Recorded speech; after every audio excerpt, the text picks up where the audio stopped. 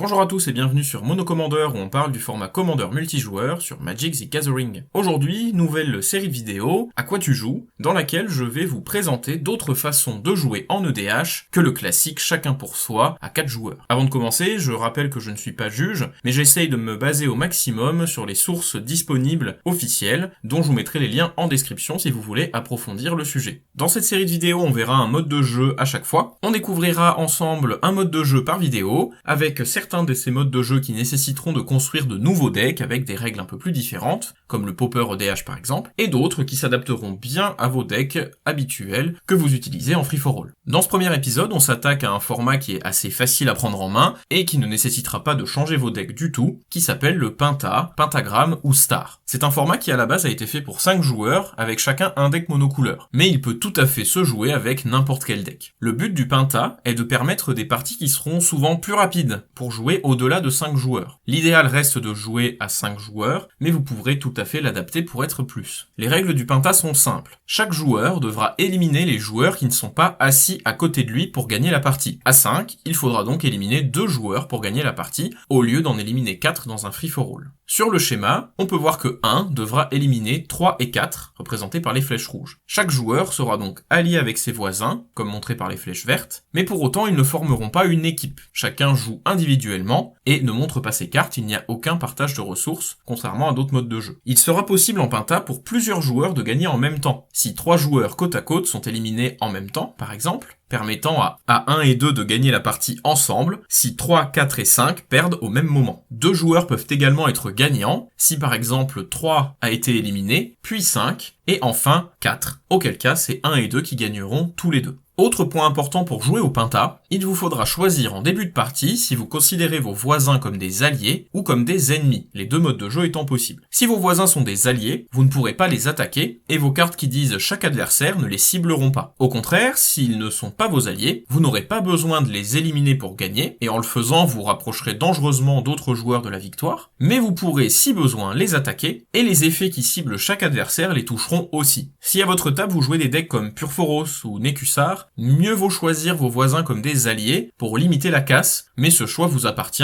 avant chaque partie. J'évoquais juste avant la possibilité de rapprocher vos adversaires de la victoire, c'est un des points très importants du Penta. En effet, en éliminant un joueur, vous avancez vers la victoire si celui-ci n'était pas à côté de vous, mais vous ferez également avancer la victoire de quelqu'un d'autre. Si vous êtes le joueur 1 et que vous éliminez le joueur 3, alors le joueur 5 avancera lui aussi vers la victoire, ses deux ennemis étant 2 et 3. Il faudra faire attention à ne pas faire gagner un de ses adversaires en éliminant un joueur. Ainsi, si je suis toujours le joueur 1, mais que 5 venait à perdre en premier, je ne dois surtout pas éliminer 4 d'abord, sous peine de faire gagner le joueur 2. Il faudra donc que j'élimine d'abord 3, tout en empêchant le joueur 2 d'éliminer 4 plus vite que moi. Cet imbroglio crée des situations assez amusantes et force à jouer de façon très différente. Encore une fois, le gros intérêt de ce format est de permettre de jouer plus facilement avec des decks de commandeurs duels, car on n'aura que 2 adversaires à éliminer, même s'ils auront 40 points de vie, ou du moins de jouer des decks plus agressifs. Les parties sont aussi bien plus rapides, en n'ayant pas à utiliser des ressources sur tous les joueurs, et se finissent quand en général 2 ou 3 joueurs sont éliminés. C'est un mode qui est très sympathique si vous n'avez pas le temps de faire du free-for-all à 5,